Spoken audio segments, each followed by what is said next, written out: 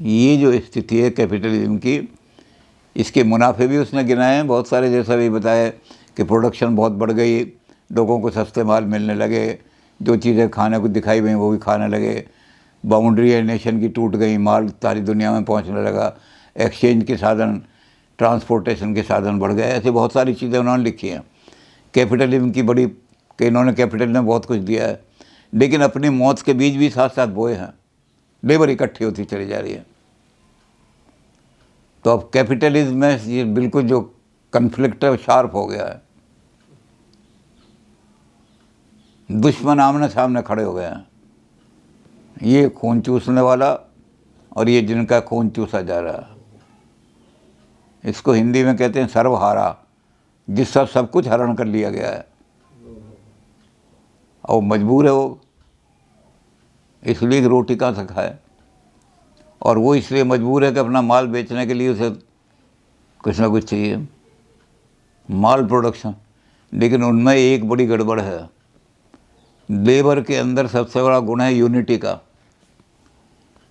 जितने भी दुखी हैं, गरीब हैं, इसलिए हिंदी में उनके लिए कहा गया कि एक कंबल में 3 मजदूर सो सकते हैं, लेकिन एक राज्य में 2 राजा नहीं रह सकते। कैपिटलिस्ट हमेशा compete करने वाला है, एक दूसरे के साथ compete करेगा, कभी यूनिटी नहीं ला सकता।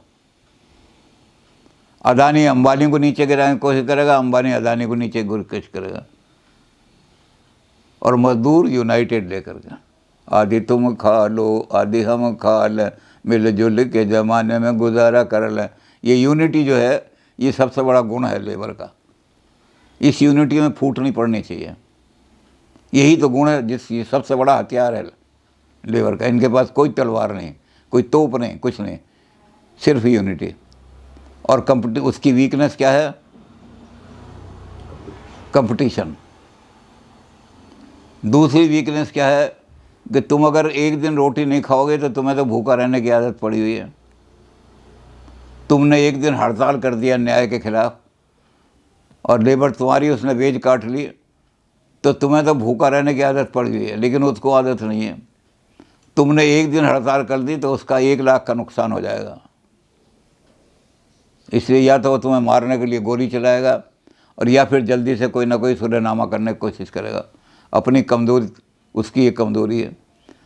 तो कैपिटलिज्म का जो सिस्टम आया, 5वां जो हिस्ट्री आया, इसमें वो कन्फ्लिक्ट बिल्कुल शार्प होकर खड़ा हो गया। लेबर को कहा हमने प्रोलतार, सर्वहारा, और उसको हमने कहा बुर्जुआ, सरमाएदार, पूंजीपति। पूंजीपति एक तरफ खड़े हो गए और ये एक तरफ खड़े हो गए। ये 5 हमने इतिहास के कार्य जो हम हैं, इन पर हम पहले भी विचार कर चुके हैं, इनको आज हमने रिपीट कर दिया। अब इस सारी चीज़ को एक्सप्लेन करने में मार्क्स कहता है कि आज तक की हिस्ट्री दुनिया की वो डायलेक्टिकल ढंग से ही चली है। कन्फ्लिक्ट, सारी हिस्ट्री जो है दुनिया की, हिस्ट्री ऑफ कन्फ्लिक्ट है। टकराव की हिस्ट्री है। जिस दिन प्रिमिटिव कम्युनिज्म ख़त्म हुआ, प्री हिस्टोरिकल पीरियड जाते, जैसे ही हिस्टोरिकल पीरियड आया, हंटर और स्लेव का उनमें टकराव होना शुरू हो गया। स्लेव कहने लगे अपने शिकार मार के लाते हैं, तो मज़े से इनके कबाब वबाब बना के खाता है, मुर्गे उर्गे बना के खाता है, हमें ऐसे ही कच्चा मांस दे देता है सारा, या हम जो भी लाते हैं। टकराव शुरू हो गया, लेकिन वो शार्प नहीं था टकराव, उसमें शार्पनेस नहीं थी, क्योंकि वो इतने यूनाइटेड नहीं थे, जितने यूनाइटेड नहीं थे जितने चाहिए। इसी तरह एग्रीकल्चर में आया कि पेजेंट्री बड़ी शांत होती है, और मौरूसी किसान जो होता है वो तो बिल्कुल यूँ होता है कि अगर मैंने ज़रा सा भी इसके आवाज़ उठाई तो मौरूसी मेरे बच्चे को ही किसान अगली बार नहीं देगा, किसी और को दे देगा किराए पर ज़मीन। तो पेजेंट्री में उतनी यूनिटी नहीं जीत को उसका वो कर सके। तो अब ये शार्प कहाँ से आ गया?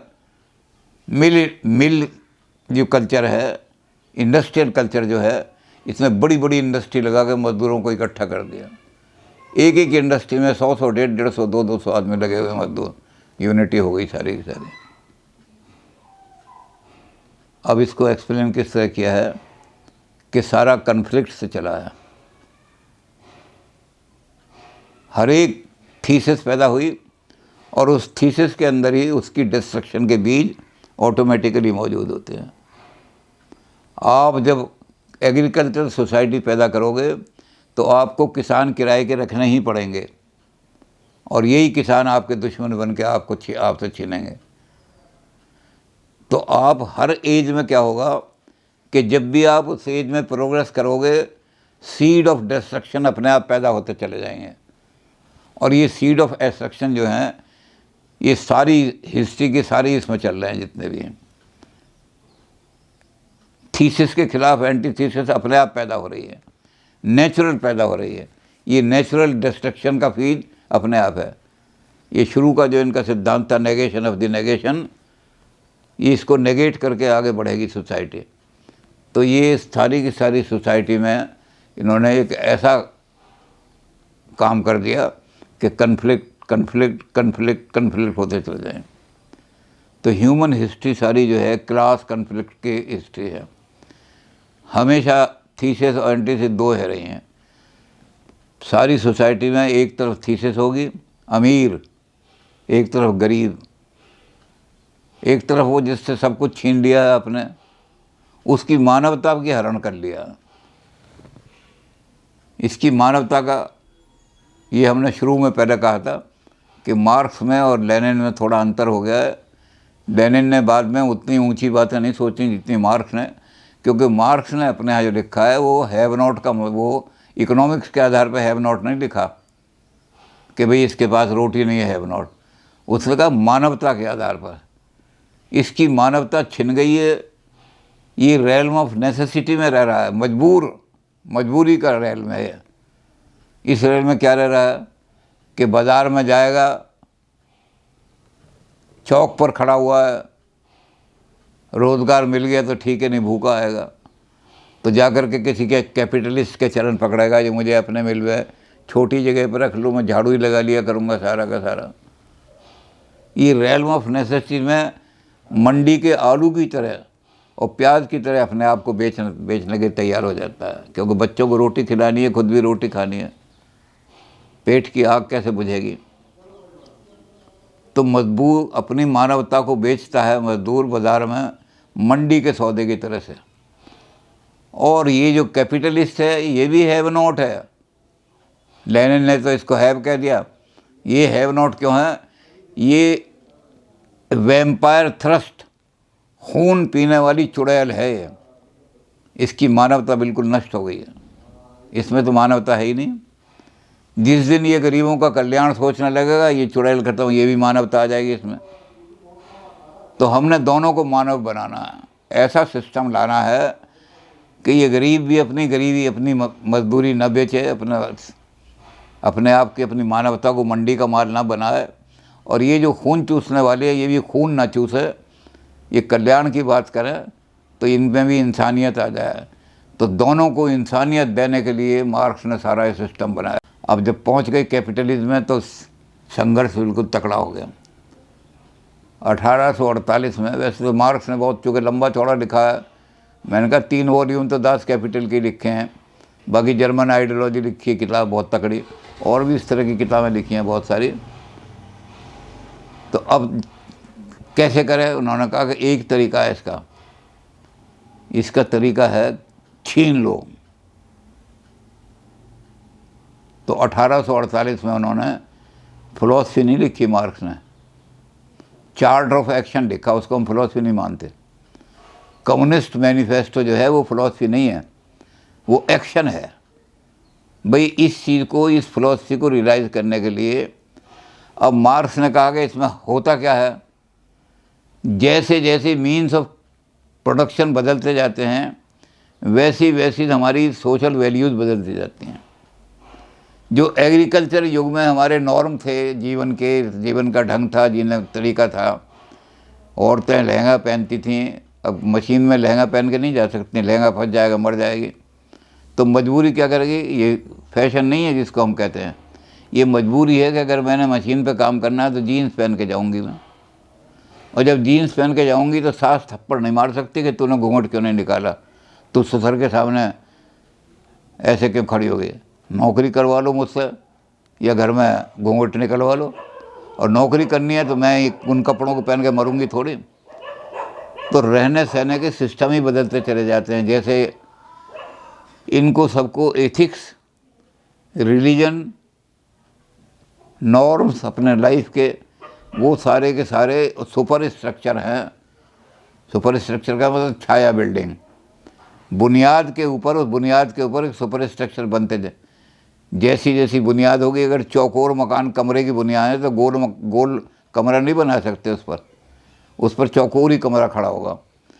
तो सारे के सारे जो हैं वो, और जो ये बनाता है, कौन बनाता है? वो जो पैसे वाला आदमी है। ये गरीब बेचारा क्या बनाएगा? इवन फ्राइड ने भी ये कहा है, labour can not create cultural values.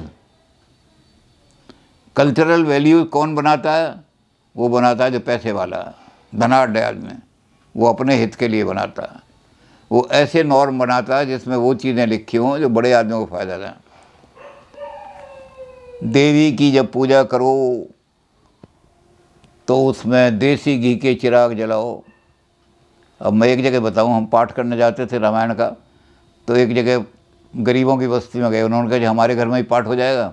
हमने कहा हाँ, हर एक के घर में। तो उसके घर में गए। जब वहाँ वो दीपक जला के लाया तो तेल का दीपक ले आया। तो जो हमारे साथ पूजा कराने वाले पंडित जी गए थे, उन्होंने कहा कि देवताओं को तेल का दीपक नहीं जलता है, देसी घी का दीपक जलता है। तो कहने लगा ये जब भगवान ने हमें तेल दिया हुआ है तो हम तो इसी का, जब जिस दिन भगवान घी देगा उस दिन घी का दीपक जला देंगे। तो ये घी के दीपक का नॉर्म किसने बनाया? भाई तेल का दीपक है वो भी रोशनी देगा, घी का दीपक भी देगा, लेकिन घी के दीपक का नॉर्म किसने बनाया? कि देवताओं को देसी घी का नॉर्म ये बनाया उन लोगों ने जो अमीर लोग हैं। और अमीर लोगों ने कहा कि हम असली तो धार्मिक आदमी हम हैं, क्योंकि हम भगवान को मेवा का भोग लगाते हैं, हम भगवान को लड्डू का भोग लगाते हैं, और ये क्या भोग लगाएगा? कुछ नहीं, भगवान को कोई भोग लगा सकता है, इसलिए धर्मात्मा हम हैं। तो धर्म के नॉर्म, मंदिर में गर्भगृह कैसा बनेगा, उसमें गरीब नहीं जा सकेगा, जिसके पास ऐसी थाली होगी वही जा सकेगा। ये नॉर्म किसने बनाया? गरीबों ने थोड़ी बनाया। तो रिलीजन के सारे नॉर्म वही लोग बनाते हैं जो जिस ज़माने में धनाढ़ वर्ग होगा, शोषण करने वाला वर्ग होगा, वो उसी तरह के धर्म के नॉर्म बनाएगा, उसी तरह की नैतिकता बनाएगा, उसी तरह की और चीज़ें बनाएगा, सारी चीज़ें। अब गरीबों के पास क्या है? गरीबों के पास एक थाली में सबने बैठ के खाना खा लिया। अमीर कहेगा ये तो पाप कर दिया तुमने, अलग अलग बैठो। ये पास बैठना जो है ये तो दुराचार है, एक एक फुट का अंतर होना चाहिए। और अब गुरु नानक देव जी ने कहा कि मैंने पंगत का जो सिलसिला कर दिया है, पंगत में सब साथ साथ बैठेंगे। उन्होंने इस नॉर्म को तोड़ दिया, इसके खिलाफ़ आवाज़ उठाई। हमने सिखों का बाइकाट कर दिया। सिख जो हैं ये तो दूसरे धर्म के चले गए, हमारे धर्म का नॉर्म नहीं मानते। क्यों? हमने जो नियम बनाए थे कि पंगत में जब आदमी बैठेगा तो इतने फासले बैठेगा, अलग अलग पत्तल होगी उसकी, अलग अलग सामान रखा जाएगा, एक दूसरे के साथ नहीं बैठेगा।